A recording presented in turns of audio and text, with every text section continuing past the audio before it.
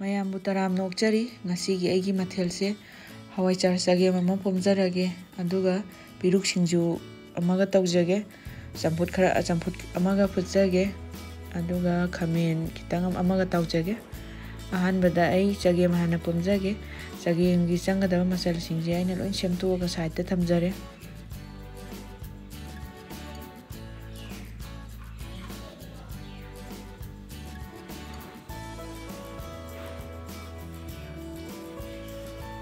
ꯍꯪꯒꯥꯝꯒ ꯍꯋꯥꯏ ꯃꯇꯣꯟꯒꯁꯦ ꯍꯥꯟꯅ ꯁꯣꯏꯖꯔꯒꯦ ꯑꯗꯨꯒ ꯆꯦꯡ ꯈꯔ ꯇꯦꯡꯀꯣꯠ ꯇꯪꯈꯥꯏ ꯑꯃꯨꯛ ꯍꯥꯞꯆꯒꯦ ꯆꯦꯡꯁꯦ ꯌꯨꯝꯒꯤ ꯑꯍꯥꯎꯕ ꯆꯦꯡꯗꯨꯅꯤ ꯍꯪꯒꯥꯝ ꯊꯥꯎ ꯈꯤꯇꯪ ꯑꯃꯒ ꯍꯩꯖꯤꯟꯖꯒꯦ ꯏꯁꯤꯡ ꯅꯩꯖꯔꯒꯦ ꯁꯤ ꯍꯥꯟꯅ ꯅꯩꯔ ꯃꯇꯨꯡꯗ ꯉꯁꯥꯏꯒꯤ ꯃꯔꯣꯏ ꯃꯄꯥꯡꯁꯤꯡꯗꯣ ꯂꯣꯏꯅ ꯃꯊꯪ ꯍꯥꯞꯆꯔꯒꯦ ꯃꯣꯔꯣꯛ 2-3 ꯑꯃ ꯍꯥꯞꯆꯔꯦ ꯑꯗꯨꯒ ꯑꯋꯥ ꯐꯗꯤꯒꯣꯝ ꯈꯔ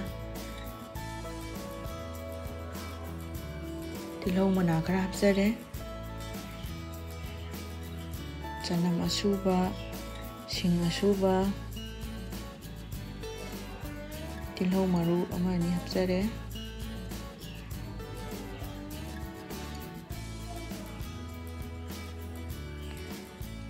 ꯃꯔꯣꯏ ꯅꯥꯀꯨꯞꯄꯤ ꯈꯔ ꯑꯃ ꯍꯥꯞꯆꯔꯦ ꯑꯗꯒꯤ ꯍꯩꯔꯤꯕꯣꯞ 1-2 ꯍꯥꯞꯆꯔꯦ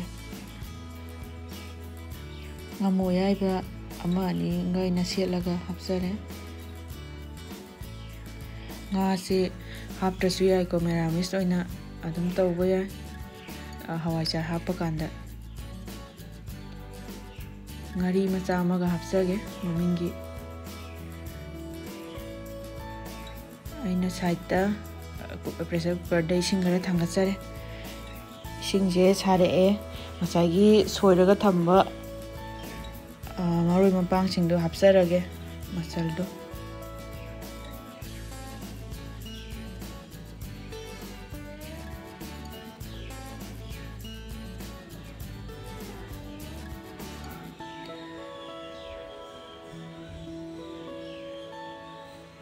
ꯌꯣꯡꯆꯥꯛ ꯑꯁꯣꯏꯕꯗꯨꯁꯨ ꯍꯥꯞꯆꯤꯟꯖꯔꯒꯦ ꯑꯗꯒꯤ ꯍꯋꯥꯏ ꯃꯪꯒꯜ ꯃꯔꯨꯗꯣ ꯑꯃ ꯍꯥꯞꯆꯔꯒꯦ ꯍꯋꯥꯏꯆꯥꯔ ꯇꯪꯈꯥꯏ ꯑꯃ ꯍꯥꯟꯅ ꯍꯥꯞꯆꯔꯒꯦꯀꯣ ꯍꯋꯥꯏꯆꯥꯔꯁꯤꯁꯨ ꯑꯩꯅ ꯂꯣꯟꯖꯕꯅꯤ ꯑꯗꯣ ꯀꯨꯀꯔꯗ ꯀꯥꯝꯖꯔꯦ 2ꯔꯛ ꯀꯥꯝꯃꯕ ꯃꯇꯨꯡꯗ ꯉꯥꯛꯇꯪ ꯊꯝꯃꯕ ꯃꯇꯨꯡꯗ ꯑꯩꯅ ꯃꯅꯤꯟꯁꯦ ꯆꯠꯍꯟꯖꯔꯦ ꯑꯗꯨꯒ ꯃꯈꯥ ꯇꯥꯅ ꯑꯃꯨꯛ ꯊꯣꯡꯖꯗꯣꯏꯅꯤ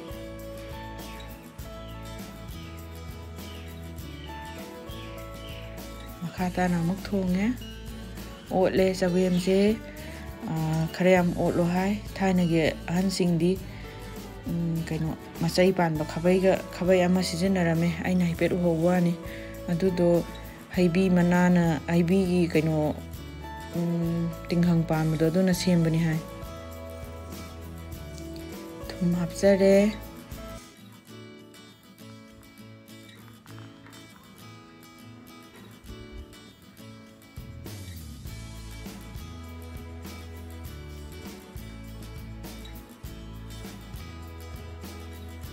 ꯍꯋꯥꯏꯆꯥꯔ ꯑꯃꯨꯛ ꯍꯥꯞꯆꯔꯒꯦ ꯉꯁꯥꯏ ꯑꯩꯅ ꯈꯔ ꯊꯝꯍꯧꯕꯅꯦ ꯑꯇꯦꯛꯄ ꯑꯣꯏꯅ ꯍꯥꯞꯆꯒꯦ ꯑꯩꯗꯤ ꯃꯤ ꯈꯔ ꯑꯃꯗꯤ ꯑꯗꯨꯝ ꯉꯧꯔꯒ ꯍꯥꯞꯄꯁꯨ ꯁꯣꯛ ꯇꯧꯕꯗ ꯍꯥꯞꯄꯒ ꯉꯧꯕꯁꯨ ꯌꯥꯎꯋꯤ ꯑꯗꯣ ꯑꯩꯗꯤ ꯑꯇꯦꯛꯄ ꯑꯣꯏꯅ ꯍꯥꯞꯆꯔꯒꯦ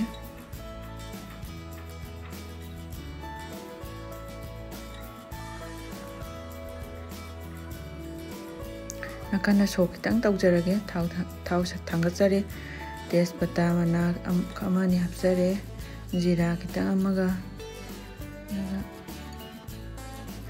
ꯃꯔꯣꯏ ꯃꯔꯥ ꯈꯔ ꯑꯃꯒ ꯍꯥꯞꯆꯔꯦ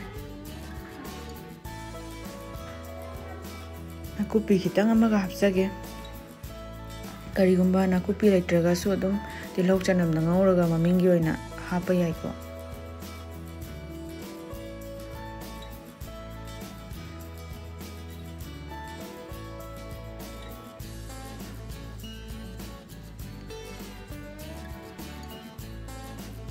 ꯉꯧꯖꯔꯦ ꯃꯔꯣꯏꯁꯤꯡꯁꯤ ꯃꯨꯜꯂꯛꯑꯦ ꯑꯗꯨꯒ ꯑꯃꯨꯛ ꯍꯩꯖꯤꯟꯖꯔꯒꯦ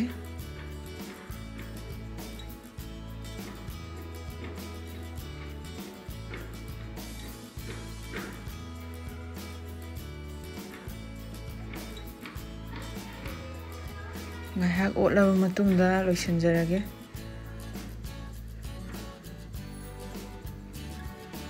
Fadigom kitang chaisallaga oina loisallage. Pakhon thakpase chagemdi manam yam nungsibane ado ai ngasidi ai pakhon laijahudre aduna fadigom noina mahut sinjarage. Fadigom khara thakjarage.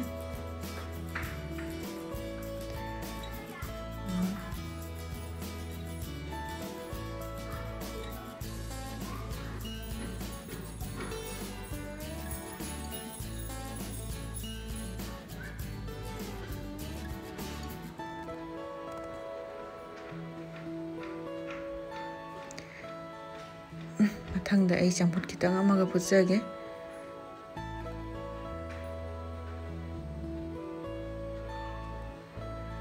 Andai piruk kangsu piruk singju ne ngasidi piruk singju haujarage. Mangan khara aina thauda taujare.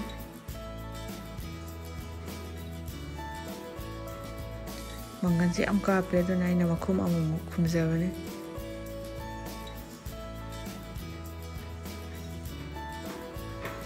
Noisere.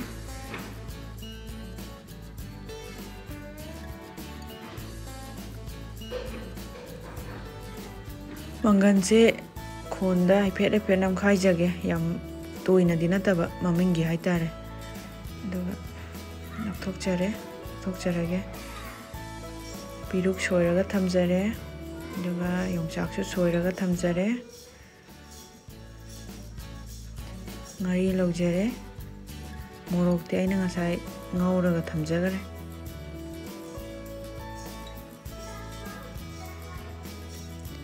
Maroi mapang khakpadaba kharasu side thamjare semaga.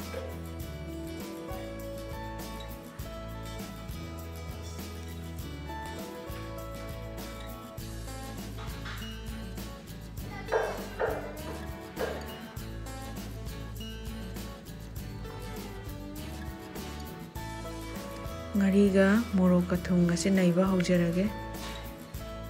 Yongchak hana phajana ngari thum morok namnaba yongchak hana naijadoini.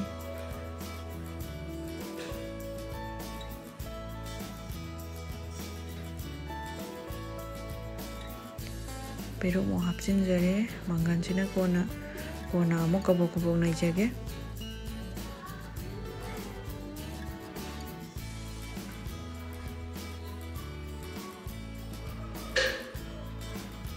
Haudong male he manam sidi yam nungsi maru piruk ki kaino se manam se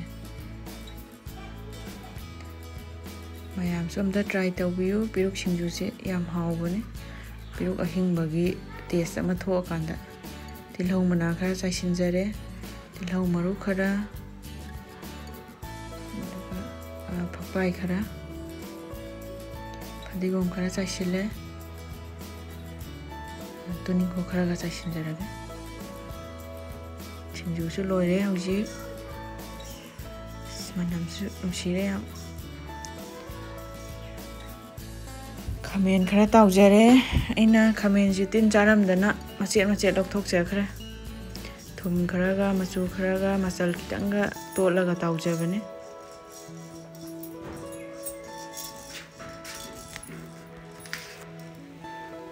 Makanano.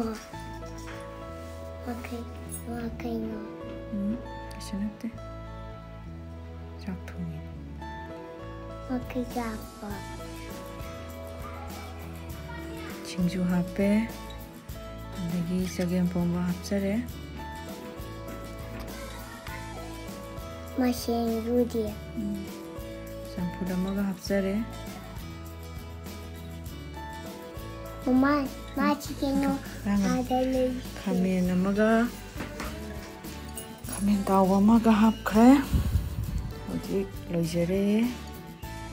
Isale